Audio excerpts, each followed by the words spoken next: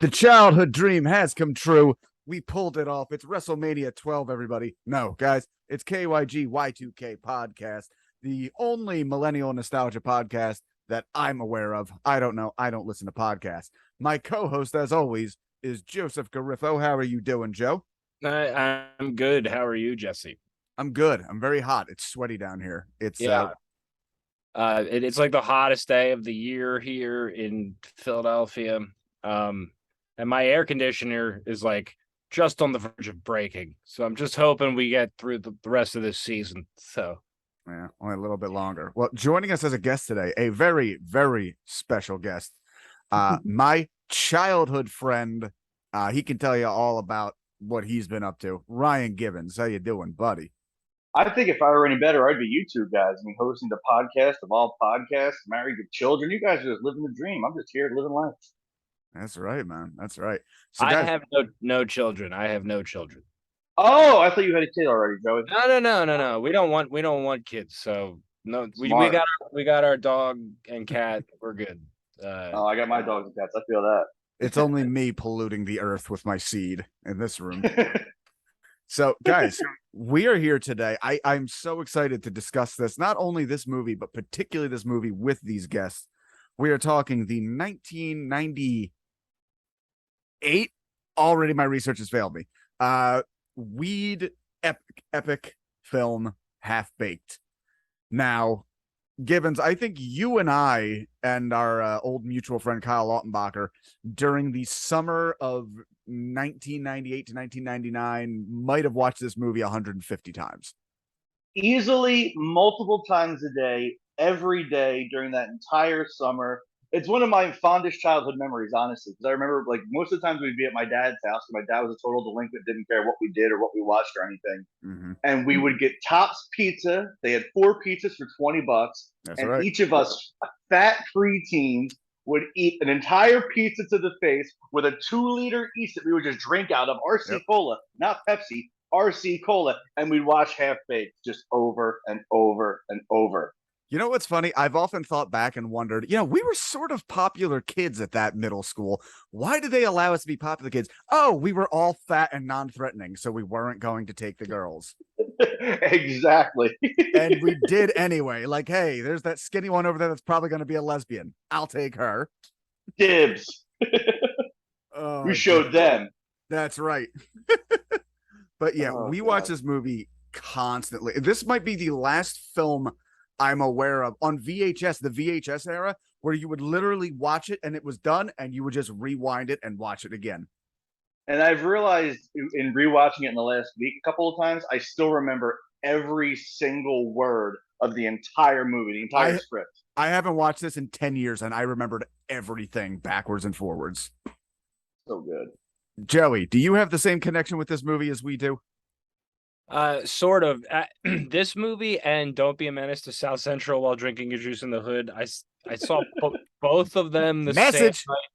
Yeah, I saw both of them the same night at a sleepover at I believe a kid named Ralph's house, and I loved it. I watched it a bunch.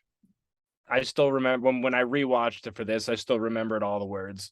I think I will say this though. I liked Don't Be a Menace more of the two, from that night, because that was just so outrageous.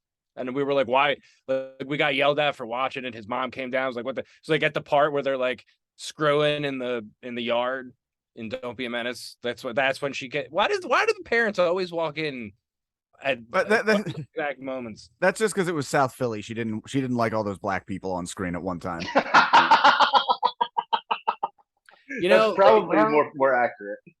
That's what's sad is that is probably accurate, and that's like, I mean, I'm not still friends with that person. I haven't talked to him in many, many years. So it's funny at that age range, considering Don't Be a Menace, obviously a Wayans Brothers movie. You were only like 2-3 years away from Scary Movie, and those guys exploding all over again. Like, they really did have a few great hits as far as like filling in our childhood movie taste. Yeah, my dad. Well, let's not forget. Go ahead. I'm sorry. No, my dad took me to see Scary Movie with my friend Chris Murata. I remember that vividly because that was insane. That movie in terms like as a little kid, like that, like how old were we? 13 when that came out? You probably pissed your pants laughing at that. How Oh, over it the was so top it funny was. to me. I literally haven't watched it since probably around that time, but like at that time, it was the funniest thing I had ever seen. What were you gonna say, Gibbons? I forget. I'm totally blank now. I got a Joe story. Were you gonna mention they'd been around for a while via Living Oh, Color? yes, because they I'm also- gonna get you, sucker. Yes, I was going to mention Living Color. That's what it was. And I'm going to get you sucker. So, I mean, they got a 30, 40-year dynasty now, still going. Yeah, man. The other dynasty from this movie, Gibbons, you and I haven't. You're living somewhere different now, but this was a lot of our real introduction to weed. Like, here's the thing: I remember I was a little enough kid that I knew I had watched the Cheech and Chong movies and just never processed like what exactly they were doing.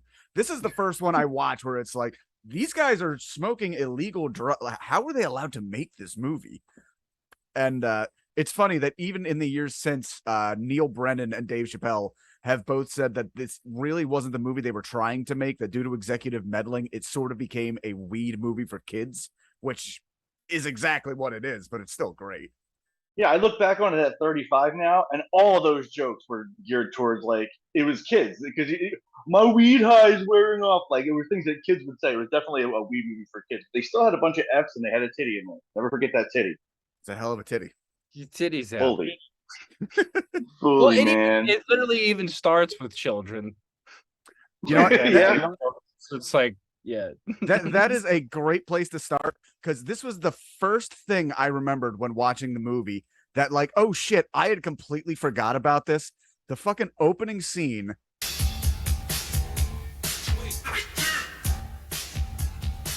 Just gonna jump ahead a second. But I can trace the entire path of my life to one childhood memory. My last childhood memory, really. You see, it was the summer before 9th grade. Me, Brian, Kenny, Scarface, and of course the lovable old James. Oh, wait a minute, old James wasn't there. I don't even know nobody named Old James. Shoot. Oh. So right away, like, that is such a weird fucking joke to put in the first 60 seconds of your movie. But as soon as I saw that, I'm like, oh my God, old James. Fuck. Old James. I wonder what it would have been like if old James had been in the whole thing. Yeah, if Or we had had that wise old old James to guide us along the way. I mean, I wonder if in an earlier draft, old James could have easily been the guy on the couch, if not for like the race swapping. True. Oh, what could have been of Old Man James? It's a good question. Well, so right there, we open the movie, the four kids smoke weed for the first time. And, you know, we actually are going to watch a little more, because now that I think about it, this is a great idea. I mean, it is literally a kid's weed movie. They all take a few puffs. They don't feel anything right away. So they go into, God, I miss corner stores, man. I feel like I'd have a heart attack if I went there now. But yeah, I still have my corners. your corner store that changed its name to Philly after the Super Bowl. Oh, not that one. Not that one. The a couple blocks away. It's not really at the corner. It's a couple blocks away. Right. But this real quick, yeah, really does sum up what this is what I thought weed was long before I ever smoked weed. We were really, really high. We was told up.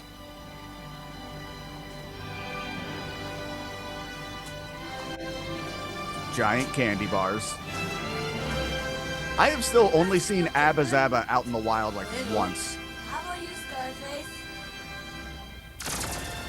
How are you doing, Penny? Penny? I've been so thirsty my entire life. That was a 90s running gag.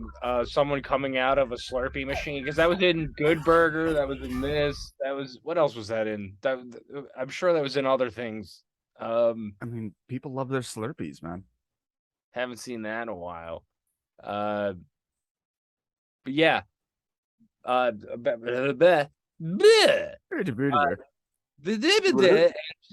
Yes, So, all right, this is the time we need to talk. What is everybody's first experience with marijuana?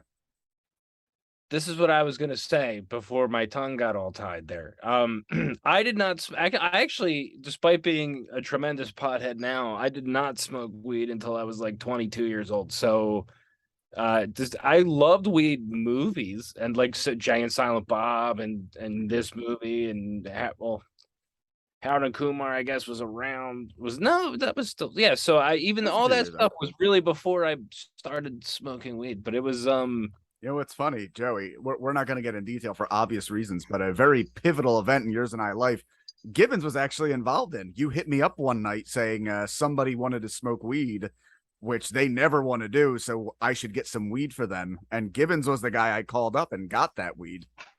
yes, I remember that day. I remember. It was the day before Oh. we met Bruce Campbell. That's right. Yes, it was Yeah, Bruce Campbell yeah. of Evil Dead fame.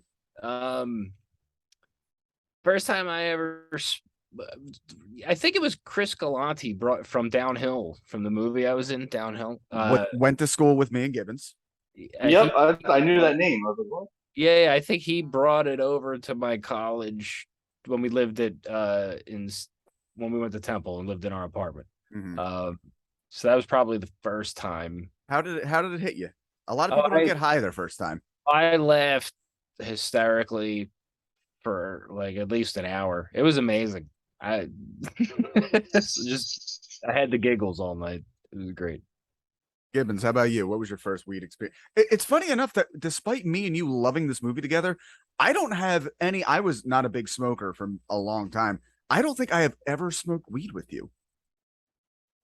I think you did one time with Joey. We watched a movie together that Joey had made that Jesse was a part of, and I believe we smoked together that one time. Okay, so I probably took like the babiest of hits because I think no, I smoked weed for the first time with my cousin Tracy and Sam at we were at the Y100 festival. I was at that show. Wait, was it the last one? No, it might have been. It was 2001. Good Charlotte was playing. Yeah. It was. Yes. It was like were the Beastie Boys there and the Strokes? Were they like the closing acts? I think they might have been. I don't think I saw either of them. I think they were. Because I was so high. That's why. I was at that show, dude. That's funny. Because I mean, I just remember because I wanted to see New Found Glory and the Beastie Boys. And Good Charlotte happened to be there, and the Darkness was there as well. Oh wow. I didn't even remember him playing. But yeah, I just remember I smoked very infrequently, despite my closest friends always smoking way more than me. When I was 19, my big smoking event was I smoked way too much weed at Matt Merziowski's house, and I had a crippling panic attack that fucked me up like for days. And then I didn't smoke for like years and years. One time I was with your old friend Kyle at one of his friend's house in that Kyle. Okay. Some kind of weed circle, and I hit it, and then I don't know what happened. I passed out, and then everybody, like, I woke back up, and everyone was like, that was like a second away from being really scary. And I still to this day have no idea what happened there. I blacked out, passed out. I don't know. That was and to this day I still wonder, was that weed? I hope it was just weed. That guy ran in a crew of hardcore drug users, so it might not have been. Piece of shit also still owes me $400. Gibbons, what was your? Why do you see? This is what I mean. You put me into these. I didn't know Kyle before Jesse. This is what I mean. So then I'm with those. I didn't know those people. I'm going off of, oh, this is my friend. And I'm like, okay. And then I'm hanging out. And then, see, I didn't know this. He was a good guy who was also running with hardcore drug users. Yeah, I'm nothing against that. I just didn't want to be around that part of it. I like to hang. That's why I went to hang out. I needed a drummer at the time. If you can find a drummer that is not addicted to 5 different drugs, then I'll gladly play with him, Joey. Okay? We make these allowances for ourselves. I'm just saying, this is every time something, it's like you're, it's just he's just a mess. I bring you to my friend's house. Oh no, that was your friend that was peeing on the house. Remember that? It was we went to a house party. Oh yeah. Guess what? You remember who was peeing on the house? It was that fucking Kyle.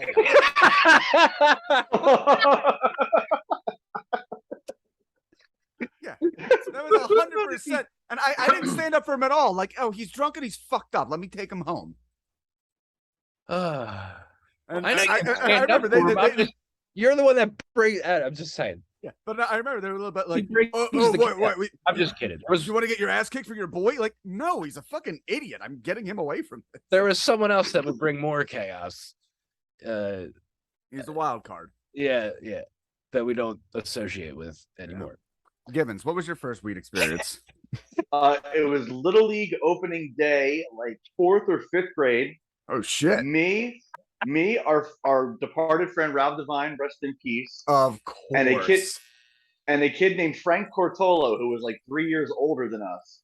His mom was a MILF. They lived across the street from Belmar Park Elementary School. You'd know her if you saw her, Jesse. That I know for sure. Oh, okay. And we went in our Little League uniforms, went to behind the Little League, that field that is now a freaking highway behind the Little League field. Mm-hmm. Went there, toked up, didn't feel anything. I was so disappointed. Wow. So disappointed. I assume Rob Devine provided the weed. Of course. R.I.P. R.I.P. Rob Devine, wherever you are. So, God, let's get back to Half Baked. Fuck. So I think I have some details here. Oh yeah. So when Dave Chappelle and Neil Brennan went in to pitch the film, they actually had a unique take. They had a ton of 3x5 note cards where they would just detail, like, this is the scene, and Neil would read it out, and then Dave would yell out all the jokes in the scene.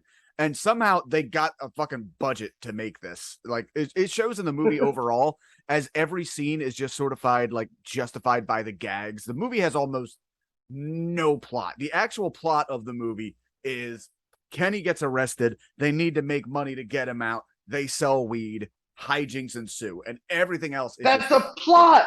How can you say that's not a? That's a plot. That is a plot, Jesse. that is a plot.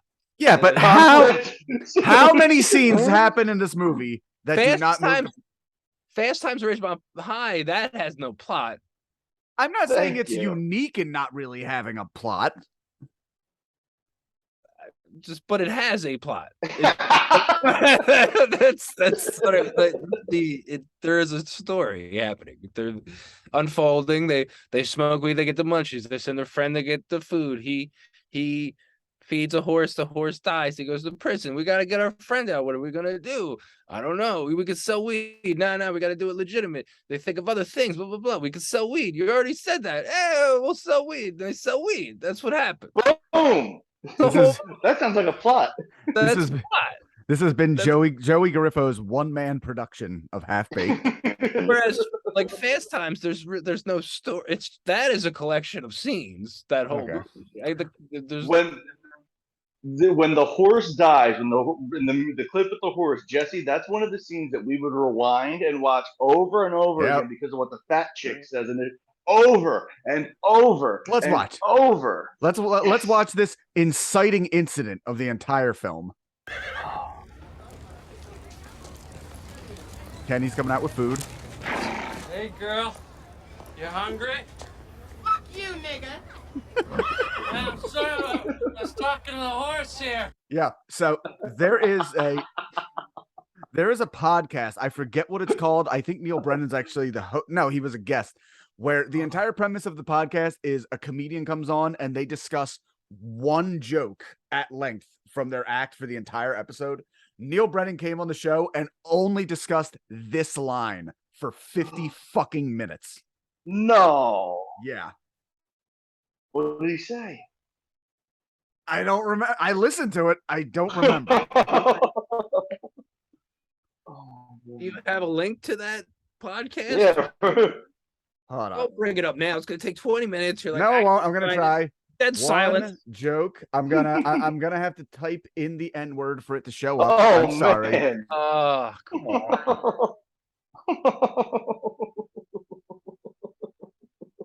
Come on. All right, I have the article. What does Neil Brennan think white people need to know about black people? Oh, the word podcast would have probably helped my search a little bit. Don't go back. No, but the N word. You had to have the N word. Just go back.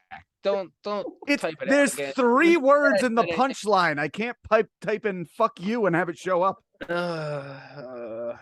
I'm giving Joey agita here. Really, I got like a heartburn going on.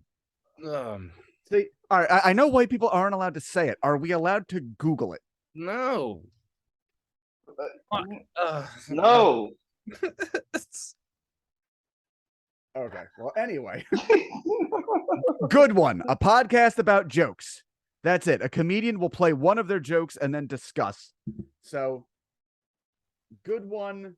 So that's Neil. wait. So that's the premise of the podcast, and you made it seem like he went on this and only talked about. That's why you only talked about it because they're only discussing one joke. Yeah, see, that is the name of the title. Neil Brennan's white guy being called the N-word while feeding a horse joke. That is the name of the podcast. I will be listening to that as soon as we wrap up here. Oh, God. All right, real quick, rundown of the characters. We have Dave Chappelle as Thorogood Stubbs, main character, 20-something. Thurgood Jenkins. His name is Thurgood Jenkins. Wait a sec. And I'll put my life on that. I have Thurgood Jenkins. also been watching. Gibbons is right. I have been watching Hairspray recently, where one of the black characters' last name is Stubbs. It was at the same time. I apologize. Not all black characters are the same, Jesse. Jesse, God damn it, man. You know. I'm sorry. So, No, you're not. Dave Chappelle plays Thurgood Robinson, our main character. That's some respect on his name. That's funny. It's Jackie Robinson. He broke the color barrier of baseball. Totally different guy. He lives with his other stoner roommates, Brian, Scarface, and Kenny, and the guy on the couch. Brian works at a record store. I don't need the screen share on for this. Brian is played by Jim Brewer. He works at a record store. Scarface is a high-strung Puerto Rican kid, works at a fast food place. Kenny, Cuban B.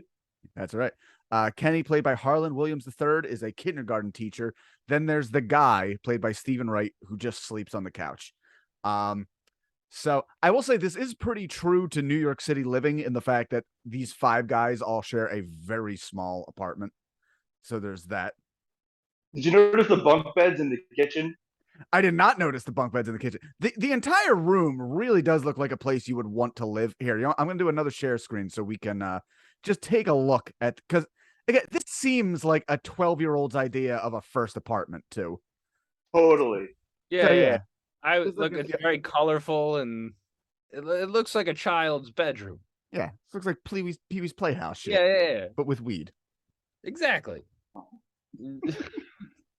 Oh god. So we'll talk about it a little later when it comes up, but it turns out that the actor who played Samson, I think his name was Clarence Williams III, turns out he did not get along with Dave Chappelle on set at all. So they shot all of his scenes in one day. The only scene in the movie where one of the actors is legitimately high, Jim Brewer thought he was done for the day, got really high in his trailer, but then the whole fight happened, so they had to bring him back. So most of that scene at the end of the film, Jim Brewer is very, very high. Just wanted to share that. They know Chipotle. Sorry. Well, You guys know Chipotle. Guys, this podcast is sponsored by Chipotle. it is. When you've smoked a ton of weed. DoorDash Chipotle. This movie taught me about bongs. Yes, we need to talk about Billy Bong Thornton and bongs in general. So, dude, I remember being a little kid and my stepdad had his workshop in the basement and he had this weird purple vase that never had flowers in it. I didn't get it. Turns out it was just a very effeminate bong he had for some reason. This is mine. Right? It's disgusting. I didn't get. This was a gift to me. It's got Rick and Morty on it. I got a Rick and Morty. Hold on. I'll be right back. Hold on. 2 peas in a pod, you two. Wait. Well, once again, I didn't buy this. I probably wouldn't have gotten the Rick and Morty one. I like it, but I'm not like. I'm not a Rick and Morty fan either. I didn't buy mine either. My mom got it for me. Hold on. Oh, okay. Gibbons' mom has always been very supportive of his weed. Rick and Morty. It's all fucking old and gross now. Oh Yeah. man. What a time to be alive. Mm. I had way more. They've all broken. I've never really True. done a bong Sure. thing. They're my favorite way to partake. You've never done a bong rip, Jesse Dram? You've never had a bong? I am such a pussy with weed. I really need to watch my intake. I only recently started imbibing again a few years ago. Literally, I'm weeks into smoking again. I go to Joey's house to watch the Super Bowl, and Joey hands me a joint. And I said, "Oh, I don't know, man. I've only been smoking bowls, and I used to." He's like, "No, you get less on a joint." I take 2 puffs. He says, "Come on, take another." Like, okay, fine. Go ahead, take another. No, I really don't want to. I do. 20 minutes later, I realize time has stopped moving the way it used to, and I just start screaming at Joey, "You fucking asshole." I didn't know his tolerance was that little. I told you my tolerance was that little. Dude, when I went to Utah, because I was a producer on a show for the Food Network. I don't know if I'm allowed to say it, but I guess I can. I'm not working there anymore. But it was a show for the Food Network, just to be safe. It was like, and I didn't have weed for like 2 weeks, so I didn't know where to get it out there. I didn't know anybody out there. And then finally one of like the PAs was like, "Yo, do you need weed?" And I was like, "Yeah, that would be great, dude." So he brings it to me, and I hadn't smoked for 2 weeks, and I went outside of the hotel. I was smoking a joint, and next thing I know, I was like blocks away. I didn't know where the fuck I was. I was like, I am lost in Utah because the streets aren't really straight there, and I couldn't see. My phone was dying. Like, I was like, I don't know how to get back. I think I recorded a TikTok that day too. And that's how Joey almost became a Mormon. Yeah. Jesse, do you remember the Korn concert with me, you, Kyle, and your dad? I Korn do. and Stain. Yep. When Stain did that song with the weed, and the guy next to us tried to give us a joint, your dad almost hit the dude. I don't remember that, but that sounds You like don't that. remember the guy offered us a joint, and your dad was like, "Fuck off, motherfucker," and like cocked back on the dude. Wow. Nice. That's pretty lame of him. Well, I mean, we were 12. I was always under the impression that weed was like really bad for you. And then so like I was like, no, I'm not going to smoke weed, even though I watched all these movies and stuff. So I was probably like a really annoying little asshole until Joe, that was the difference between me and you that really blew my mind. I never really had it in my mind that there was anything bad with weed. And I just remember when I first started hanging out with you at like age 20, you had like your first weed experience and you had your first like atheist experience. It was you had like your teen years very late. Kind of. Well, you got to remember, I went to Catholic school my whole life, and you know, they would have these freaking assemblies with weed next to heroin and stuff. Like they would put it up there as being just as bad. So like, no, I don't want to touch that. And then like I started seeing documentaries, and like I'm like, all these people I know smoke weed, and they don't seem like their lives are falling apart. I don't know what you know what I mean? Like I don't know what to believe. And the religion thing, it was more like I never really, I never cared. Like I was an altar boy because I had to be. I signed up by accident. It was like a whole thing that my parents were like, "No, you're not telling them." They wouldn't let me not be one unless my parents. It was. My dog just farted, and it stinks so bad, Zoe. Oh my God, Zoe. Oh God. So anyway, at this point in the film, we're introduced via a music video of from the singer Sir Smoke-A-Lot talking about the local weed dealer in New York City, Samson. Let's enjoy this jam real quick. I want to talk to Samson. Climbing to the moon like that $10 cram. Because it's hard being black and gifted. One sword on down there, everybody knows in my neighborhood. It's the best test around. Samson shit is blessed. Got the whole town on lockdown. I want to be right there. Look at this cornrow. Legalize this shit, please. The music video is so fucking cool. I would so How love about Sir Smoke-A-Lot. the literary reference at the beginning of the song? Because it's hard Fly being me black to and the gifted. moon. No, before that, fly me to the moon like that bitch Alice Crandon. Oh wow! Alice Crandon, fly me to the moon. Come on. I never knew that up. lyric. Yeah, that's the Honeymooners. Uh-huh. Guys, I think we need to talk about now. What's your favorite weed music of all time? Or the best stuff to listen to while, you know.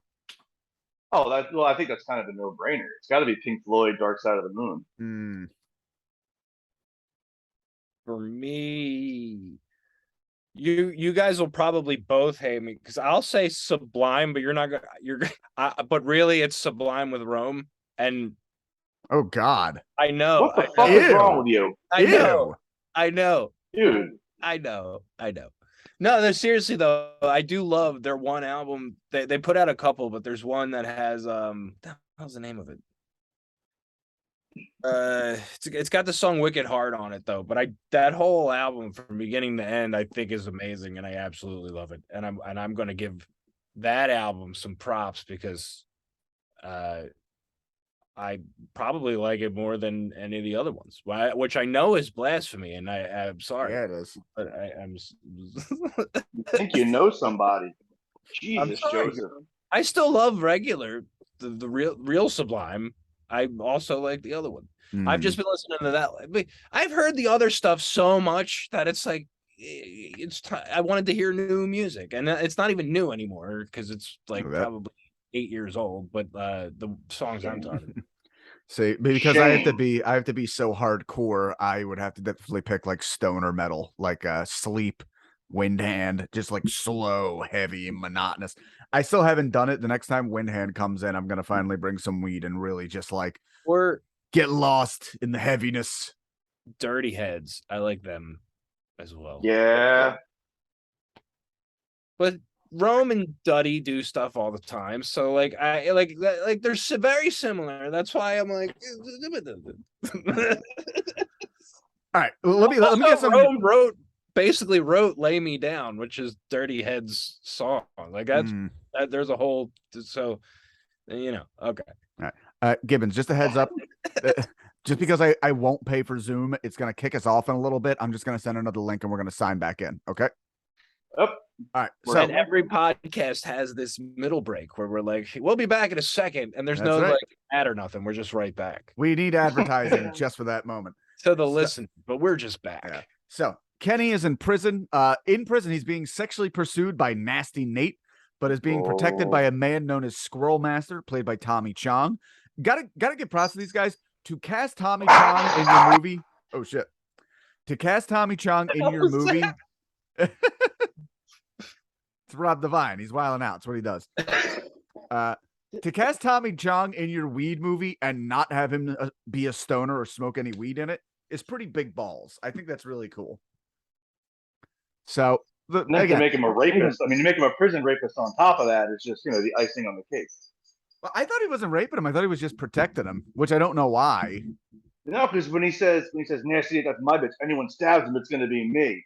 I thought he meant stab him as in, stab him. That's what he meant, but I think he just protects him, and I don't know why he does that. And obviously later that's going to be something that's speeds up the plot a little bit is Squirrel Master's getting out and Nasty Nate wants himself some cocktail fruit. Again, small detail. When we see him looking at Nasty Nate, for some reason, this prison has prisoner-themed monthly calendars. With Nasty Nate in a fucking Speedo and like, no, Devil Man 666. Mark of the Beast. So that speeds everything up. The guys are trying to sell weed. They don't know what they're going to do. At work, where Thorogood's working in a lab, the scientist sends him down to pick something up. Turns out that this laboratory he's working at is doing tests on medicinal marijuana, which is heavy as fuck. So he takes it home. They love it. So they have a whole thing where they're going to go out and they're going to break into the facility and steal all the weed, which, is fun. I find it funny in retrospect that Scarface is wearing dead president's makeup. I didn't put that together until right now. Yeah. It's just like a mine. Mm-hmm. I will say one of the best sequences in the movie is so while visiting Kenny at prison, they meet Mary Jane, who Dave Thurgood is crazy about. Pretty cute chick, if I'm honest. She held up pretty well too. She's like into Wiccan shit now. But she's a chick from the what was the other movie? They do the Wiccan stuff. The Craft. Yes, thank you. Yes.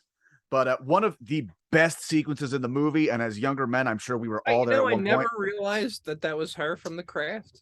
And Really? Really? I never realized that. I don't know why.